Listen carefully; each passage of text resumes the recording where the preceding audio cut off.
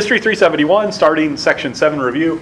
First question we had was, who was Cha Chung-hee? What's their story? Tell us about the difficulties facing Korea and its relationship with the United States. So remember, she was the woman who was not Cha Chung-hee, but took her place and was sent to the United States. And she shows us kind of the poverty that Korea was experiencing at that time.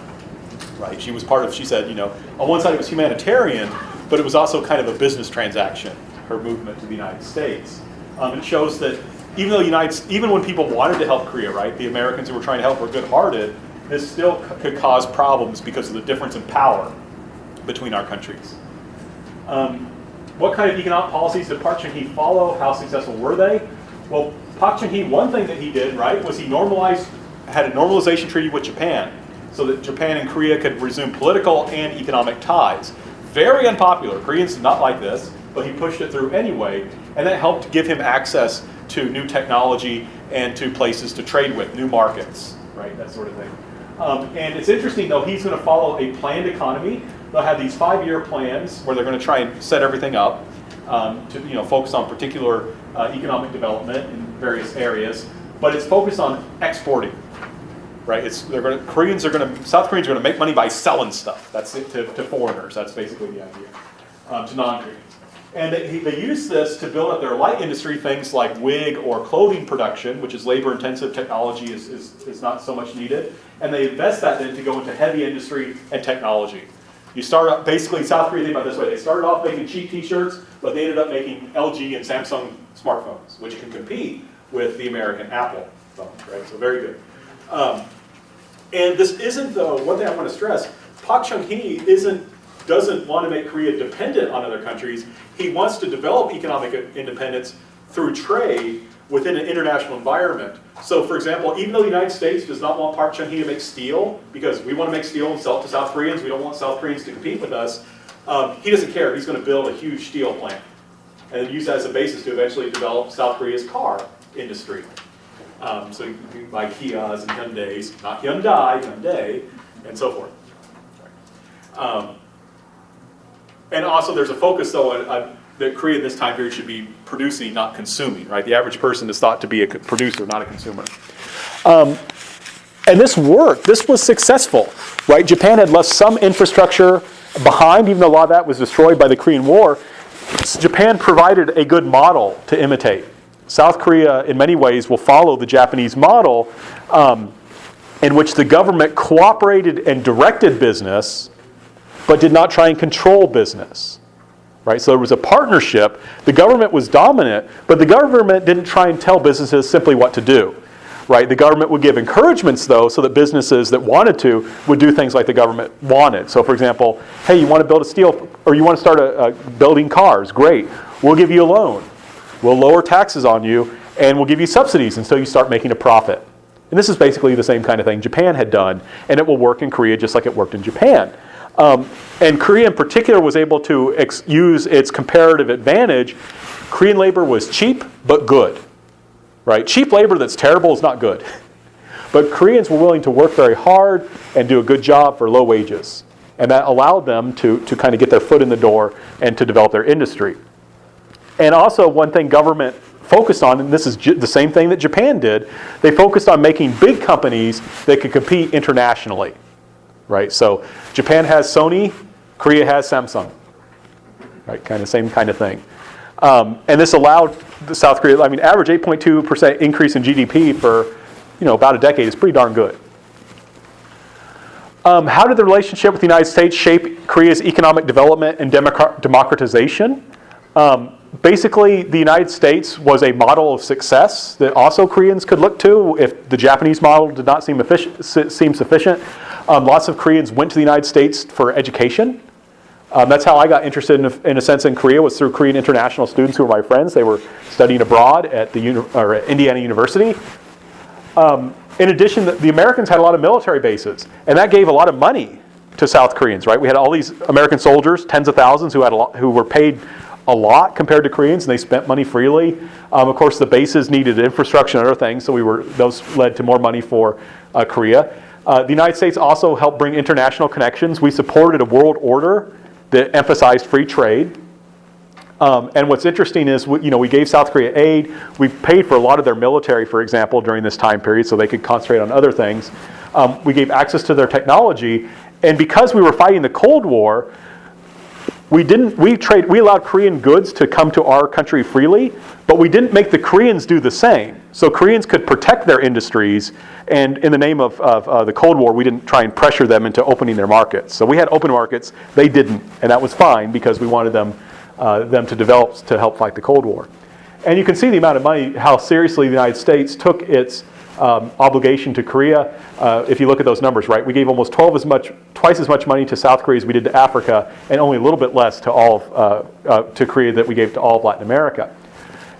The Vietnam War also gave the Koreans a lot of money and experience, and they could use this. For example, they helped build American bases in the Middle War, and then when the Middle East got wealthy through oil money, a lot of Koreans went to the Middle East and built stuff there. Right, there was all these Koreans who did that. And you can see this development, right? And I want to stress, it's not that the Koreans are being given stuff, just strings attached. There's we expect them to help us in other ways. And they use this efficiently. They use it well. So in the 1970, they're only exporting $1 billion. By 1977, it's gone up 10 times. Right? That's astounding. So Koreans do receive help, but they use it well. Right? They do use it well.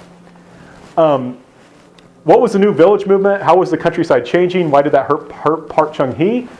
Well, Park wanted to make, a lot of Park's supporters were in the countryside, and he wanted to make sure they got some of this development too. So the New Village movement was an attempt to transform the countryside to give people in the country better lives. So building better houses, getting rid of those roofs that could have rats living in them, bringing them tile roofs, bringing in modern farming, getting them connected to the market so they could sell their goods on the market and make money. Giving them access to communication to the outside world, electricity, making sure that farmers' kids got an education. And this led to his support, right? The farmers thought, Park Chung-hee was great. They were very conservative, typically. They were glad that they were getting wealthy. They were happy about this. The problem is that more and more of them will leave the countryside, right, and move to the cities. And cities tend to be more liberal, more democratic, more interested in democracy. So Park is losing his base, right? His success is hurting him. When Koreans are poor, they're willing to accept dictatorship in the names of economic development, right? We accept that we accept losing our freedom for now in order to become wealthier later. But now that Koreans are becoming wealthier, they say, okay, now it's time for some democracy, right? So people are going to be less and less supportive of Park as time goes on. Now, people then will start challenging Park's government. This is question 7. And I want to look at how did people challenge it, what bothered them, and what role religion played. I'm sorry. I should still on this one. How did economic change, right? How did music show the gap? Remember we listened to those songs, right? The Irona, the stand-up song was very different from the military song and the New Village song. And Koreans, as they get wealthier, they're getting more money. There's a consumer culture, so people are saying, why should I just produce? I want to consume. I don't want to just work all the time. I want to enjoy my life. I want TV. I want to listen to rock and roll. Right? And rock and roll is a protest kind of music, which came through the American bases. So people are going to start questioning the regime and changing their priorities, saying, you know what? We're wealthy now. We want more freedom. So in a sense, Park was a victim of his own success, and he would probably be remembered very differently if he gave up power at this point. If he just said, okay, we need a new leader for a new Korea. I think if he would have stopped at this point, he would be popular in Korea. He wouldn't be so controversial. So I'll go back to that with question 8. But question 7, right? How did people challenge Park's government? What bothered them? What role did religion play? You had this guy Kim Ji-ha, who wrote a poem. And I wanted people to know this, right? Korea's different, right? What do protesters do? They write poems. And don't think, okay, what a wimp. All he did was write a poem. He got arrested for doing stuff like that, right? And got thrown in jail. So this is serious stuff. And his poem, look up the poem and read it. A lot of it I didn't feel comfortable showing in class because it's so graphic and nasty, right? If you read it, he was really giving them a hard time. And he was a Catholic, right? Chon Tae-il was a Protestant, right? And you'll notice there's a religion connection. There were also Buddhists and other people, especially Christians, were active. Chon Tae-il was a labor organizer, and he saw how badly people were treated, right? The Korean advantage was to keep wages low, and businesses wanted to continue keeping them low. So because of that, they often treated their workers very badly in an attempt to maximize profits. So he saw workers who were getting tuberculosis from unsafe working conditions. They were working around all this cotton fiber. He saw people getting overtime without having to work overtime without proper play. He saw people basically being forcibly injected with meth so they could work longer. And his solution was to protest by setting himself on fire. Right? Would not recommend that type of protest, but the idea was he was trying to draw attention and show the frustration of the workers. And that's his mom with his picture. And this is what he shouted as he was burning to death. We are not machines, enforce the labor code, right? South Korea had good labor laws, they just weren't enforced. Now, Park Chung-hee would have backed down at this point and said, you know what, I need to back down, we need a new kind of government. He would be remembered more popularly. But instead of that, he wants to obtain a third term in office. So how does he do that? What did he do in his third term? Why did he act that way? And what happened to him, right? So the Constitution was patterned after the American Constitution. The president can only be president twice, 2 4-year terms. Now Koreans, it's 1 6-year term, right? But it was 2 4-year terms. And after he won his second term, he immediately thought of getting the third term, and he forced the reform of the Constitution in 1969 to allow that. He won that election, and then in 1972, he suspended the Constitution, declared national emergency and martial law, dissolved opposing political parties, and promulgated a new constitution, the Yushin Constitution, that gave him absolute power. It did allow elections, but he got to choose the people who elected him. So naturally, he would only choose people who would vote for him. So this gave him, his response was to try and seize more power, right? So Koreans wanted more freedom. Park Chung-hee said, nope, I want to stay in power. I'm going to give you less. Now, why would Park do that? Oh, I'm sorry, then here's Cardinal Stephen Kim Soo-hwan, we went over previously. He's one of the Catholic protesters. And like I said, he was polite. There he is shaking Park's hand, but then later he'll criticize Park for his not following human rights. There's a disagreement over what to do when you have massive protests and Park is assassinated by the head of the KCIA in 1979. And I apologize, I missed a couple slides, so there's an easy way to deal with that. Let's go.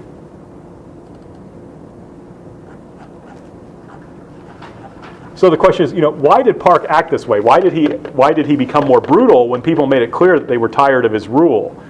Right? He's going to start restricting union activity. He restricts freedom of the press. He infiltrates college campuses and will jail, torture, and kill his opponents. He will even kidnap people overseas, including Kim Dae-jung, who was in Japan. He kidnapped him from there. Well, why did he do that? Well, why did he seek, when Korean people wanted more freedom, why didn't he just step down? Well, he was convinced that only he could keep South Korea strong and independent. Right? He was convinced that true democracy would not allow Korea to maintain its power. And in his defense, right, he felt abandoned. In 1971, the United States and China started talking to each other. We stopped criticizing China so much, and he said, the Americans are getting soft on communism. But they support South Korea because we're anti-communist. If the Americans become soft on communism, they won't support us as much. And you could see this in our actions. We withdrew troops from Vietnam. We withdrew our soldiers from Vietnam, and what happened to South Vietnam? Got conquered by the communists. So he was very much afraid that the Americans would pull out of South Korea, and he wasn't quite sure if South Korea could win a war with North Korea at this point. Between 1972 and 1973, North Korea and South Korea actually had some good talks, like trying to talk about how to bring peace, how to bring unification. The talks though broke down, and then South Korea discovered that North Korea had been digging tunnels that could be used to invade South Korea. And this made Park Chung-hee really nervous because, hey, the North Koreans were pretending to have talks, but while they had the talks, they were digging tunnels so they could invade us. So he felt more isolated. In 1973, there was a global oil shock, which made the price of oil go up. Remember, Korea does not have oil, has to import its oil, and that made it a more difficult situation for Korea's industry. In 1974, his wife was assassinated. His wife was accidentally assassinated. The shooter tried to shoot him, but killed his wife by mistake.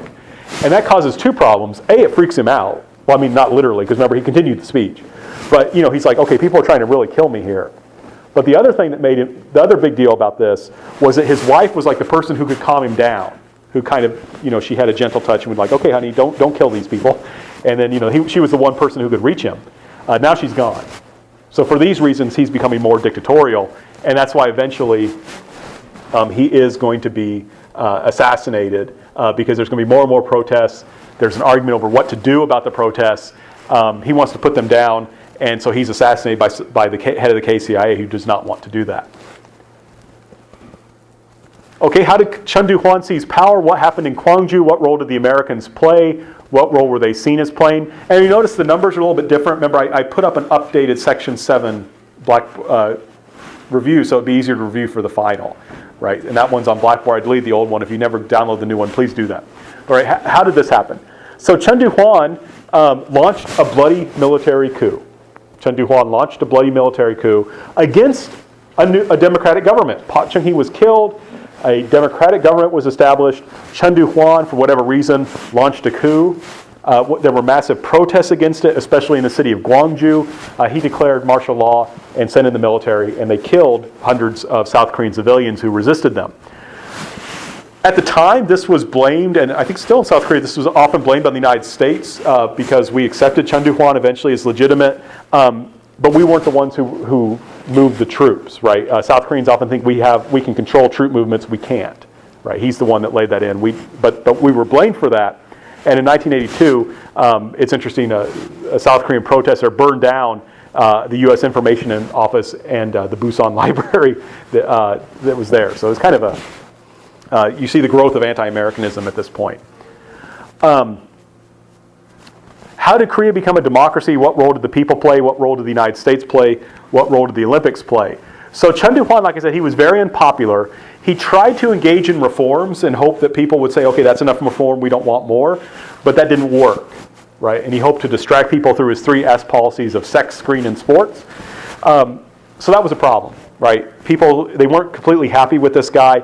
He brought some freedom, but not really a whole lot. It was mostly cosmetic because he's going to continue censorships, arrests, and secret trials. Economic growth will come back, but it's not as much under Park, so people just aren't happy with this guy. He does get the Olympics, though. In 1981, South Korea, or the city of Seoul, is awarded the Olympics for 1988. But because he eased up on the opposition, because he allows more freedom, that allows more opposition. So students are going to organize more and more against him.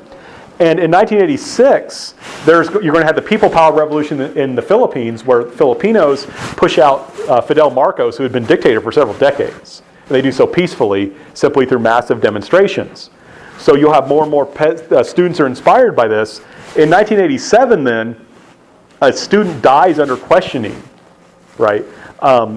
And at that same year, it's clear that Chun Doo-hwan, who had promised that he was not going to, Chun Doo-hwan was going to try and control the 1988 election so that he could make sure that his man, or he or someone under him, would stay in power. So here was the thing, right? We're coming up on 1988. It was good luck for South Korea and for democracy that the Olympics and the election were the same year. Because Chun Doo-hwan wanted to make sure that the Olympics went well. He couldn't have massive protests during the Olympics. That would make Korea look terrible, wouldn't it? So what happens is, in 1987, in the lead up to the election and the Olympics, South Koreans are protesting. And what's key is, and you remember the video, student protesters are protesting, but they're joined by blue and white collar workers. So a wide swath of Korean society is joining and protesting. In addition, you have religious organizations with international linkages who are telling people all over the world what Chun Doo-hwan's government is doing. And the United States and other countries pressure Chun Doo-hwan and say, look, you got to have free elections. You can't keep doing this, right? You just can't rule through force in this way. And so Chun Doo-hwan, in order, in a sense, because of this pressure, because of these protests, and in order to have a successful Olympics in 1988, promises free elections in 1988, and he promises that he would not run, and he kept both of those promises. Right? So you had free elections then. Okay, real quick, why was Kim Dae-jung's election so important? What were the characteristics of his policy towards Korea? Kim Dae-jung, we talked about this, but I'll just mention it one more time. He was an opposition candidate for a long time. He was from the party that was not in power. So his election, when he was elected, the party that had been in power for a very long time, which had its roots under Park Chung-hee, peacefully gave up power because it lost the election, and he peacefully took office. That is democracy, right? Someone out of power gave up power willingly because they lost an election. So he's so important for that. And I want to stress, he is connected to the left. Right, he's connected to the political left in Korea, which tends to be critical of the United States and follow soft policy towards North Korea. There he is having a very expensive glass of champagne with Kim Jong-il. This costed millions of dollars to have this glass of champagne together. He basically had to bribe North Korea. the right in Korea tends to be pro-U.S. and has a very strict policy towards North Korea. And remember, the Korean wave was the spread of South Korean popular culture, right? Things like pop music and stuff like that. So, okay. So I will get up then section 8 when I can.